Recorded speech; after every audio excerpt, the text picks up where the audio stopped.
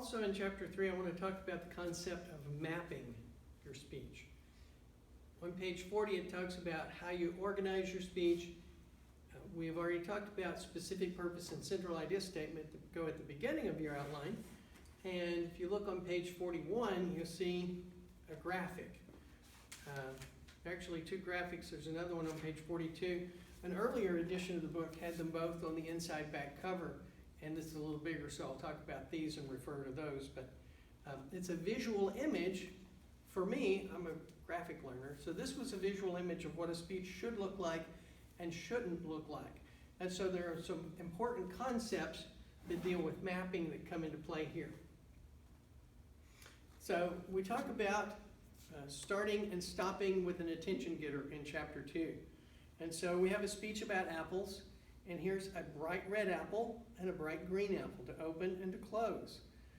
This signifies that it needs to be something related to the topic, and it's kind of flashy. It's a shiny red apple and a shiny green apple.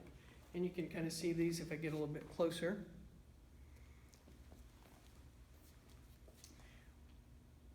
And you can look at them in your book as well. And so the one on page 41 is the top one. And it talks about you need a preview. That's part of your mapping. And so the preview would be about points 1, 2, and 3. And then a review afterwards about points 1, 2, and 3, just to remind people what it was about. If you are taking a trip, we talked about the spatial pattern, we're taking a trip across the country, you would get out your map and you would look at what towns would I be going through. And if I'm driving from LA to New York City and I go through Little Rock, I might say, wait, this is not on my map. I'm off of my route. I'm not where I'm supposed to be. So we know where we're going because of the preview. We remember where we went because of the review. And your audience is going to remember those a lot better if you have a preview and a review, because it helps, that repetition helps sink in their memory. But also we have signposting. If you're taking a trip from Salem, Arkansas to Springfield, one of the places you'll go through is West Plains. When you get to the city limits, there's a signpost that says, "Welcome to West Plains." So when I get to my first main point, a signpost would tell my audience, "Welcome to my first main point." So in this speech, we're doing a speech about apples, and my first point is red apples, then I have yellow apples, then I have green apples. Those are parallel points. They're different kinds of apples. And each one can have the similar content. I could talk about eating them fresh. I could talk about cooking them, making jams or jellies. They would have the same subpoints for all three kinds of apples.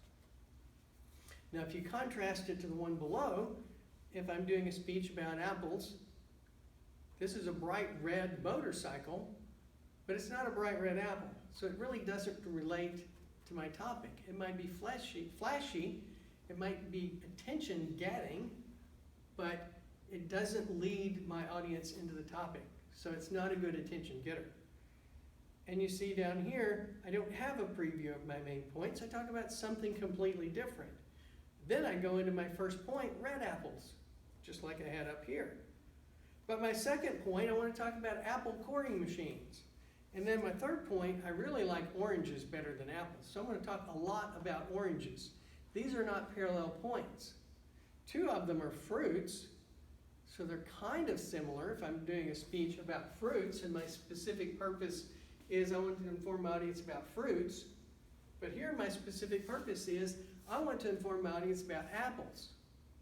My central idea is I want my audience to understand that different kinds of apples offer different things to us. Some are better eating raw, some are better for cooking, some are better for preserves. Some are sweeter, some are more tart and tangy, depending on what you like in an apple. So maybe my central idea is I want my audience to understand that different apples offer different things for us.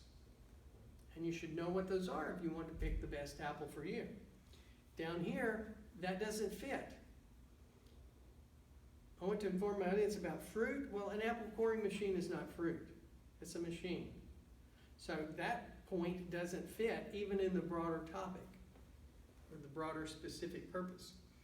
If the specific purpose is I want to inform my audience about apples, like it was up here, my second and third point, neither one fit. And then you can see I talk about points 1, 2, and 3 up here that really have nothing to do with points 1, 2, and 3 here, and I don't have any closing attention getter, so there's no big finish down here. So this is not what you want to do, but you want something that has some symmetry, some parallel main points, that develops well. You can signpost your points as you go and it makes sense. You can preview them beforehand, you review them afterwards. The big finish with a green apple, the opening finish, or big opening with a red apple that gets their attention. Maybe a story about the red apples in Disney, which a lot of times were poison, or Johnny Appleseed, or something about apples. And then something about apples to close it off. A story about my grandmother making apple pies.